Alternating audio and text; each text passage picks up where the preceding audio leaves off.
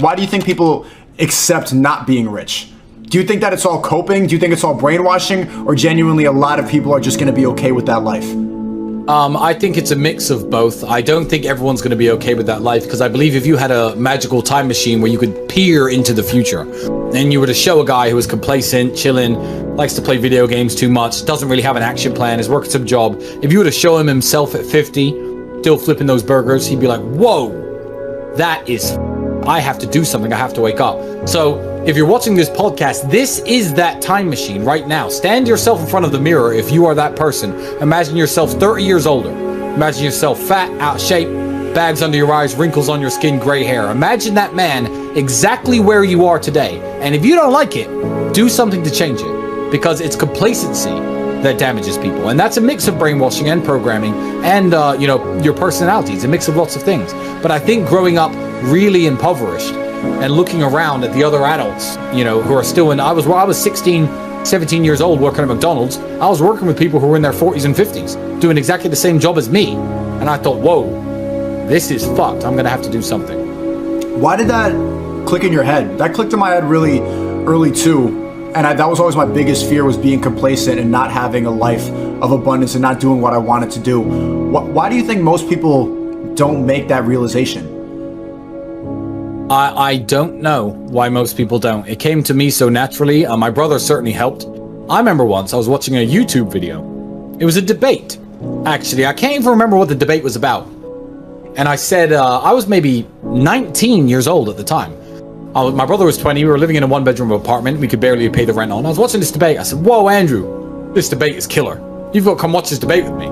He looked at me straight in the face and said, Tristan, what the fuck do you care who wins this debate? We are broke. Turn it off. And I was like, you know what? That's a very good point. We're broke. What the fuck do I care about these two people debating X, Y, Z? I don't even remember what they were talking about to this day, because I turned it off. Because he's right. We were broke. So Andrew was a big inspiration to me as well, because he was a lot more... As unhappy as I was with our current financial situation, he was a lot more unhappy. And it may just be that he was a year and a half older than me, because I found myself, when I reached the marks in age that he was, a year and a half later down the line, I find myself thinking and speaking in exactly the same way he was. But he was correct. Why the fuck was I watching that debate?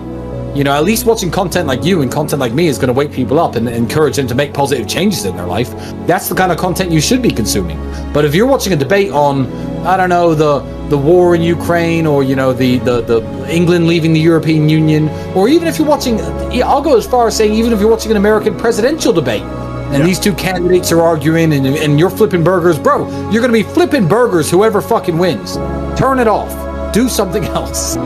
How did you not get upset about hearing that? Because I've said similar things to my family members. Like, we get into a pointless argument. It's like, well, you're broke. You're not successful. Yeah. And it hurts their feelings. And even I said something hurtful to my dad when I had my first six-figure, I'm going to be completely transparent, even though I said I had my first six-figure month, and I'm like, I just made more in a month than you make in a year.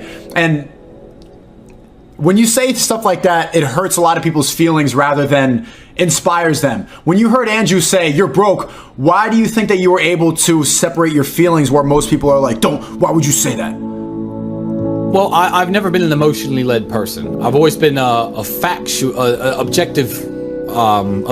factual person. So if someone says to me, for example, I got a comment on one of my fucking photos on Instagram recently saying, bro, your hair's receding. And I'm like, I'm 34 years old. Yeah, my hair's, I'm 34. Like what? What am I gonna do? Say no, it's not? Just shut the fuck up. Like, if someone calls me broke, or if someone says something about me that's true, fuck am I gonna say? Argue with them? Tell them that they're wrong? I'm happy to accept the truth of the universe. And I think we should all be happy to accept the truth of the universe. And if you're not, then you have work to do on yourself. Perhaps there were stages in my life where I was a little more touchy about things like that. But I think certainly with age and wisdom, because you have to understand, I didn't make my first million until I was 28. I didn't have any real money in terms of being able to do what I want and buy a nice car until I was 24 and a half. Like, I was broke a lot longer than I've ever been rich. And I just knew it. I think it comes with age and experience. There was certainly more I could have done when I was 18, 19, 20, 21. But I didn't have the role models that young men have today. I didn't have the access to intelligent people that young men have today.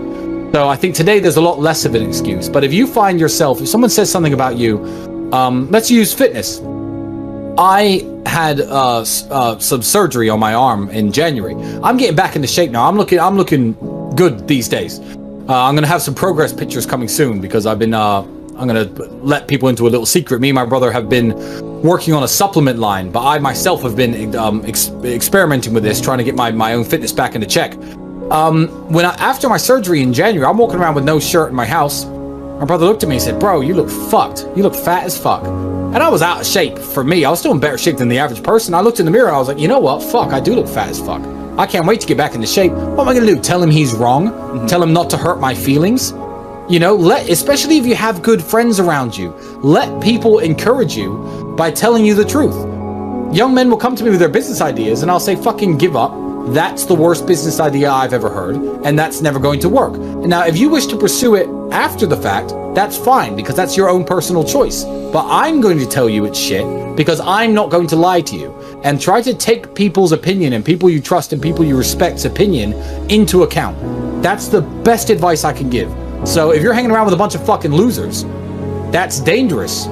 Because if you put on 30 pounds by being a lazy fuck over the next 6 months, your friends aren't going to tell you.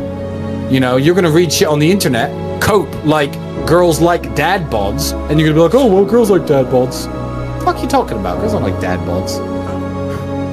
You seemed the same amount. Do you consider yourself happier before and after YouTube? Because I think one of the differences between me and you is that most of my satisfaction in life comes from the fact that I can inspire people and I can share my art online, and I can inspire people, and I get the satisfaction that an artist gets from mostly my main channel, not my streaming channel.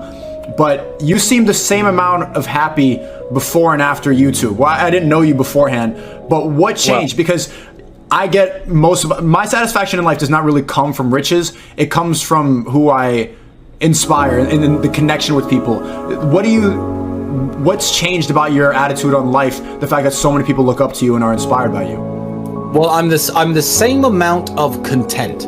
I've always been content, although I strive for more. I wake up in the morning, I'm healthy, my fucking arms, legs, and my dick work. I've got my brother next to me. You know, I'm living well, I'm eating well, I'm sleeping well. I have been doing for many, many years. The contentment hasn't changed. My level of wealth has increased, certainly, and it will do every year for the next 20 years till I decide to just, you know, give up and enjoy myself. And I've always been content. I think that it's added a level of happiness because, like you said, there are things that I didn't experience before that are now a big part of my life. You know, just like I get the hate comments and the hit pieces and the stupid videos, the emails I get and the messages I get of people saying that I've inspired them to make a positive change, you know, and you do this, you talk about me in this way. That nothing makes me happier than that. So I feel like I was missing out beforehand because I had a lot to teach the world, and perhaps, I mean, I can call it selfishness almost. I was too wrapped up in living my wonderful life. Everything that's happening now, I'm exactly as content as I was before, but believe me, I am happier knowing that I have the power to help people.